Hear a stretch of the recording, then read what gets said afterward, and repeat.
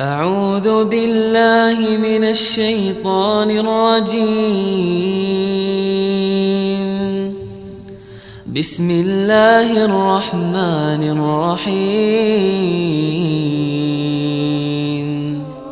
بسم الله الرحمن الرحيم الحمد لله رب العالمين وأصلي وأسلم على نبينا محمد وعلى آله وصحبه ومن تمسك بسنته إلى يوم الدين أما بعد. It would be appropriate to mention, considering that we are talking about the Quran, والرجوع إلى القرآن, and the return to the Quran, that we find to look back and to study فضائل القرآن, to look at the virtues of the Quran that may begin to inspire us to live, to become people of Ahlul Quran, people of the Quran. And as you find Ibn Kathir, Imam al-Mufassirin, has written in great detail in the beginning of his tafsir, talking about the virtues of the Quran. And likewise we find inside many books of ahadith, collecting chapters or ahadith about Fada'il al-Quran, to look at the virtues of the Quran. Amongst those ahadith that come to mind, if we look inside Riyadh al-Salihin, is talking about the hadith that the believer who recites the Quran, وَيَعْمَلُ بِهِ, the believer who recites the Quran and carries out the actions of the Quran. As we find the hadith of Bukhari, when Aisha was asked about the Prophet sallallahu alaihi wasallam, she mentioned, كَانَ خُلُقُهُ الْقُرْآنِ, his character was the Quran, بِأَيِّ مَعْنَى, with which meaning that he stuck to the halal and avoided the haram. So the highest level of being a believer is a person who recites the Quran and also implements the Quran. That individual's hadith, the parable is given, kal utrujjati, is like a citron, a type of orange, whose fragrance is good and its taste is sweet. That is the ultimate level of a believer who finds halawatul iman, the sweetness of iman, of not just listening to the melodious recitation of the Quran, but also finds the sweetness in the implementation of the Quran. And this is one of the many reasons, or the main reasons, that we find weakness of this blessed Muslim ummah is a lack of implementation of the Quran. Thus we find the Quran mentions kitabun anzalnahu ilayka mubarakun liyadabbaru ayatihi wa liyatadhakkara ulul albab.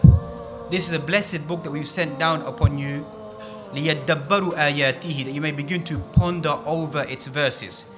Imam al-Hasan al-Basri mentioned that you begin to liyadabbaru ayatihi bima'na an ta'mala bil-Quran or an tutabbiq al-Quran, to ponder over the verses. There's a general meaning of just pondering over the verses, but the hidden meaning is to live according to the Quran, to try to implement the Quran to the best of one's ability. That's the Quran mentioned inside Surah Al-Furqan, the 25th chapter of the Quran. وقال الرسول يا رب إن قوم اتخذوا هذا القرآن مهجورا. وقال الرسول يا رب إن قوم اتخذوا هذا القرآن مهجورا. The messenger make this statement, O my Lord, indeed my people have abandoned the Quran. What is the meaning of Hajrul Quran? What does it mean to abandon the Quran? Amongst the meanings, the plausible meanings of abandoning the Quran is obviously that which is clear, the recitation of the Quran. As the Quran mentioned inside Surah Al-Baqarah as well, Kitab Allahi wara'a dhuhurihim ka'annahum la ya'lamun. Some of us, we throw the book of Allah subhanahu wa ta'ala behind our backs as if we don't know. This Quran, Al-Qur'anu hujjatun lak or hujjatun alayk. The Quran is an evidence for you or an evidence against you, for all of us Muslims. And as we know on the Day of Judgment, a person will be told to read and ascend, to climb. Wherever you stop reading will be your place inside paradise. So the more Quran the individual knows, the higher they will begin to ascend, to be with the melodious reciters of the Quran, those who lived in implementing the Quran. So we should take this lesson, that we try to strive to recite the Quran, memorize the Quran, recite the Quran appropriately, and then we begin to try to take that message of the Quran and try to implement it inside our lives. So if we can all go away with just this simple message through these few days of I want to go back and make a stronger commitment towards the book of Allah subhanahu wa ta'ala, everything else will come and go. If no one knows what your efforts are, what you have done, then know that Allah subhanahu wa ta'ala knows fully well what our intentions are and what we want to achieve.